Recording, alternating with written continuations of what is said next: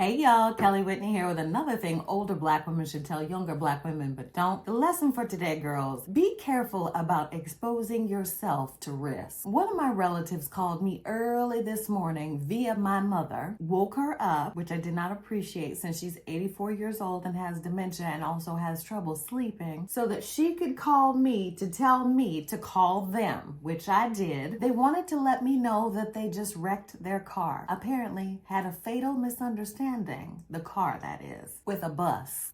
I said, I'm sorry to hear that. Are you okay? They brushed over that and got to the purpose of their phone call, which was to ask me to use my credit card to rent them a car. Now, the details were hazy, and frankly, I didn't care enough to probe further, but all I heard was, I want you to put your license, insurance, and money on the line for me, even though this is my third car that I have wrecked. That's what I'm hearing in my mind. That's not what she said. That's just what I heard. You feel what I'm saying? This is someone who I have loaned many dollars to in the past. I've never gotten all of my money back, and there's always a lot of stress and anxiety and unnecessary hullabaloo around pretty much any interaction with this individual.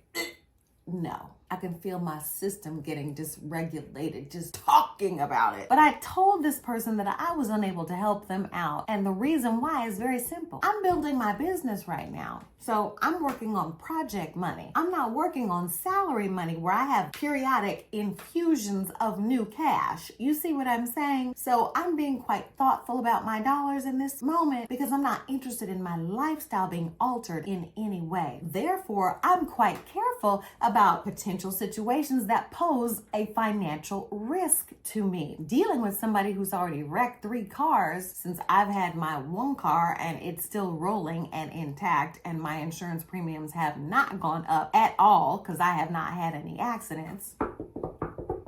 Thank you, God. I'm not really interested in changing that dynamic. You see what I'm saying? See, I weigh all the pros and cons of a situation. Are you a liability? What's your history of behavior? What's your history of borrowing from me? What's the potential downfall for me if I do grant you this request? You might think, oh, well, she's just asking to use your credit card, Kelly. No, that's not really what she's asking. She's asking to use my credit, which is my good name and my financial reputation. She's also asking me to risk my insurance, which if she was to get the rental car in my name and then have an accident, I would be on the hook for a deductible, any repair fees. I would be potentially on the hook for hospital fees if the other person is injured in any way. And that's not even discounting what's going to happen to my insurance premium. It's a hard pass for me. And this person got an attitude naturally because from her perspective, you can do it. You can help me. Why won't you do it? It's not always about whether I can do it. It's about whether it's a good idea for me to do it. And that's the lesson I'm trying to point out to you. An older black woman would have me believe that, oh, somebody needs you. Jump into action. You've got to help your family out. You've got to turn yourself inside out and bent backwards and this and that and da because they need you. They'll be okay. They're an adult. If they don't get what they want from me, they'll just go and peddle their incompetence somewhere else. And if nobody else nibbles because nobody else is capable of giving them the money and the security and the reputation management that they require, they'll still work it out without me risking myself.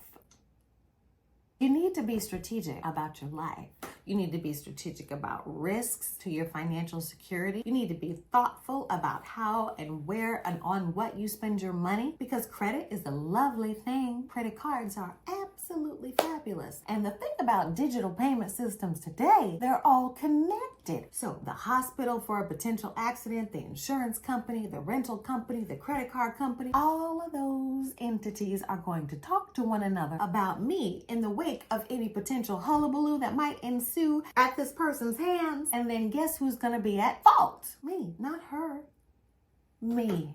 I'm not prepared to take that risk, but I do wish you good luck in your search. Now, somebody might say, gosh, Kelly, you won't even help out your family members? No, that's not it. I do help out my family members. I've helped out this particular family member many times in the past. And as I said, I've never gotten all my money back. All I've ever gotten was a head full of stress and a chest full of anxiety. I've never, ever gotten back what I give out. Never, ever. I had to learn the lesson yes, and eventually this person is too big of a liability. So I can't take that risk. And that's how you've got to operate. Because folks will say what they need and they don't think about what it may cost you to give it to them. So sometimes you have to say no, despite the guilt that they may try to put on you, despite, well, I know you can do it and this and that. Well, yes, it's not a question of whether I can, it's a question of whether I will. And the answer is unfortunately and fortunately no. And I think older Black women don't talk to younger Black women about avoiding this kind of risk, because as soon as somebody calls and needs help,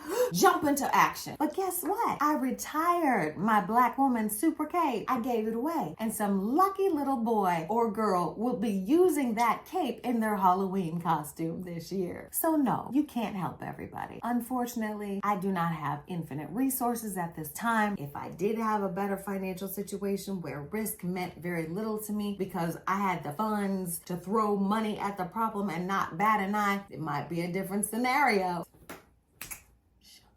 And I can't feel bad about it, because at the end of the day, you got to protect you. Especially me. I don't have a husband. My mother has dementia. I'm doing more for her than she's capable of even doing for herself. I got other things on my mind. My risk plate is full. I cannot accept any more potential liabilities. And that is that. And that's how strategic you have to be about your business, girls. Because somebody's always going to need something. Is it going to be a liability for me to provide whatever this person wants? Do I want to give this to this individual? What is the risk and reward? You have to do that kind of cost benefit analysis. And I know I'm throwing out all these business terms, but look these shits up, because they don't just have value in business context. You see what I'm saying? And this just isn't my money. This is my credit. This is my insurance. We're talking about short and long-term implications. And sometimes you've got to look down the road a piece to see what might be coming so you can avoid it if it's some hoe shit. Well, that's all I had for y'all today. And I hope you guys come back for the next video.